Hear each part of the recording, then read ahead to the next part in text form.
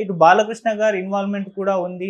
ఆయన అన్‌స్టాపబుల్ షోలో కూడా బెట్టింగ్ ప్రమోషన్ జరిగిందని చెప్పేసి కూడా ఆరోపణలైతే వస్తున్నాయి సార్. మరి ఏం జరిగే అవకాశం ఉంది? దీనికి సంబంధించి ఏం చెప్తారు? బెట్టింగ్ యాప్స్ వ్యతిరేక ఉద్యమం ఆయన మొదలుపెట్టాడు. సే నో టు బెట్టింగ్ అని హ్యాష్‌ట్యాగ్‌తో ఎవరు సజ్జనారు అది బాగా ఊపందుకుంది. ఇక్కడ తెలంగాణ పోలీసులు కూడా యాక్టివేట్ అయ్యారు. ఆల్రెడీ పంజాగుట్లో 11 మంది యూట్యూబ్ కావచ్చు మిగతా ఇన్ఫ్లుయెన్సర్ల మీద కేసులు పెట్టారు. మియాపూర్లో 25 మంది మీద కేసులు పెట్టారు. అందులో పెద్ద పెద్ద వాళ్ళు కూడా ఉన్నారు. రానా ఉన్నాడు, ప్రకాష్ రాజ్ ఉన్నాడు, విజయ్ దేవరకొండ ఉన్నాడు, అలాగే చాలామంది దాంట్లో ఉన్నారు. సో ఈ నేపథ్యంలో ఇప్పుడు కొన్ని ట్విస్టులు ఇక్కడ చోటు చేసుకున్నాయి. ఒకటేమో శ్యామలకి హైకోర్టులో ఊరట, అంటే ఈమెను అరెస్ట్ చేయొద్దండి, విచారించండి, విచారణకి కోఆపరేట్ చేయమని ఆమెకు చెప్పాడు. సో ఆ మేరకు ఆమెకు ఊరట అనుకోవచ్చు. అలా దాన్ని బేస్ చేసుకుని మిగతా వాళ్ళు కూడా కోర్టులకు వెళ్ళే అవకాశం ఉంది. విష్ణుప్రియ దోషిగా తేల్చింది పంజాగుట్ట పోలీస్ స్టేషన్లో అని ఒక వార్త బయటకు వచ్చింది. అట్లాగే బాలకృష్ణ వల్ల నేను 80 లక్షలు పోగొట్టుకున్నానని నెల్లూరుకు చెందిన రాంబాబు అనే వ్యక్తి పంజాగుట్ట పోలీసులను ఆశ్రయించాడు. మరి ఆ అబ్బాయి ఆల్రెడీ టీవీ ఛానల్తో కూడా మాట్లాడుతున్నాడు. ఆ అబ్బాయి చెప్పింది ఏంటంటే అన్‌స్టాపబుల్ ప్రోగ్రాంలో బాలకృష్ణ ఒకసారి ఇటు గోపిచందు ప్రభాసులతో వాళ్ళు గిఫ్ట్లు ఇస్తారు. ఆ గిఫ్ట్లు ఇచ్చినప్పుడు ఒక యాడ్ వచ్చింది. ఆ యాడ్ Fun88 అనే గేమ్ ప్లే చేసి డబ్బులు సంపాదించుకోండి, ఇలాంటి గిఫ్ట్లు పొందండి అని వచ్చింది. నేను అది చూశాను, నాకు ప్రభాస్ అంటే ఇష్టం, ఆయన చెప్తున్నాడు, బాలకృష్ణ చెప్తున్నాడు అంటే ఇది వాస్తవమే అనుకొని నేను ఆ యాప్లో మెల్లగా డబ్బులు పెట్టడం మొదలుపెట్టాను. 2 ఏళ్లలో నాకు 80 లక్షలు పోగొట్టుకున్నాను నేను, నాకు న్యాయం చేయండి అని అతను నిన్న వచ్చాడు. సో బాలకృష్ణ మీద కూడా ఏమైనా కేసు పెడతారా అనేది చూడాలి. So that is number 1. Next ఇప్పుడు లేటెస్ట్ ఇదేంటంటే ఈ బెట్టింగ్ల మీద ఈ స్థాయిలో తెలంగాణలో ఇప్పటి వరకు ఈ పోరాటం జరగలేదు, ఏ రాష్ట్రంలో కూడా జరగలేదు. సో నిజానికి తెలంగాణ, ఆంధ్ర, తమిళనాడు బెట్టింగ్ సేవని బ్యాన్ చేశారు.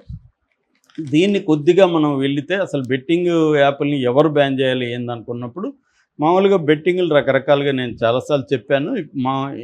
ఇప్పుడు వేరే విధంగా మనం చూస్తే డివైడ్ చేస్తే బెట్టింగ్ యాప్స్, స్పోర్ట్స్ యాప్స్ ఉంటాయి. Sports apps Betway, 1xBet, Parimatch, IO cric ఇలాంటి స్పోర్ట్స్ బేస్డ్ యాప్స్ ఉంటాయి. అంటే మనం క్రికెట్ కానీ, ఫుట్బాల్ కానీ, కబడ్డీ కానీ ఇలాంటి ఆన్లైన్ గేమ్స్ని ఆడడం, దాంట్లో డబ్బులు పెట్టడం, ఆ గేమ్స్లో డబ్బులు పెట్టడం, ఎవరు గెలుస్తారు అనేది, ఐపీఎల్ కానీ ఇవన్నీ స్పోర్ట్స్లో ఆన్లైన్లో బెట్టింగ్ చేయడం. ఆ బెట్టింగ్లో మనం అనుకున్న వ్యక్తికి గెలిస్తే లేకపోతే మన టీం గెలిస్తే మనకు డబ్బులు వస్తాయి లేకపోతే పోతాయి.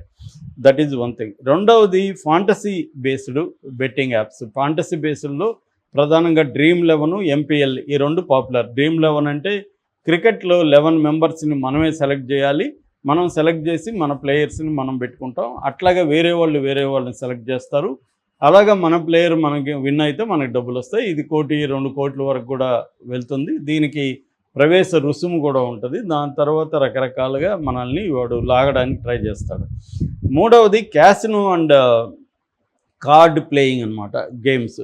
అంటే పోకర్ డాజీ ఉంది, అడ్డా 52 ఉంది, క్యాసినో డే ఉంది. ఇలాంటి యాప్స్ క్యాసినోలో రియల్గా ఎలా ఆడతామో అలాగా అక్కడ కూడా మనం దాని మీద ఏదో రెడ్డా బ్లాక్ ఇవి ఉంటాయి కదా, దాని మీద మనం బెట్ చేస్తాం.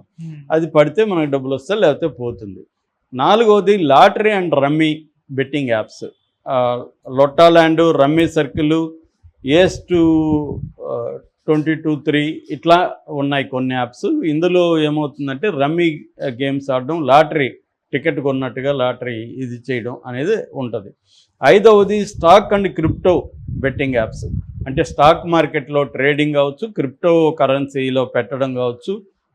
ఇది బినోమో, ఆక్టో ఎఫెక్స్ ఇలాంటి యాప్స్ ఉన్నాయి. ఈ బ్రాడ్గా మనం 5 రకాలుగా వీటిని డివైడ్ చేయొచ్చు.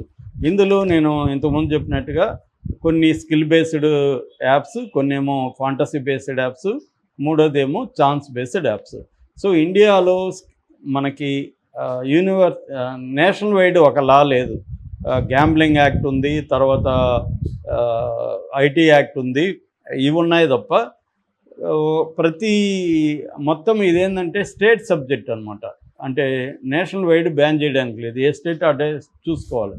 అలాగా 2017లో తెలంగాణ గేమింగ్ యాక్ట్ అనేది ఒకటి వచ్చింది. తెలంగాణ గేమింగ్ బ్యాన్ చేసింది, ఆంధ్ర బ్యాన్ చేస్తారు, తమిళనాడు బ్యాన్ చేస్తారు.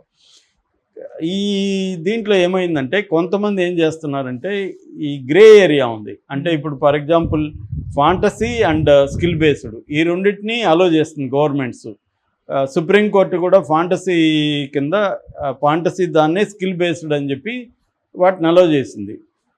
ఓన్లీ ఛాన్స్ బేస్డ్ వాటిని మాత్రమే బ్యాన్ చేస్తుంది.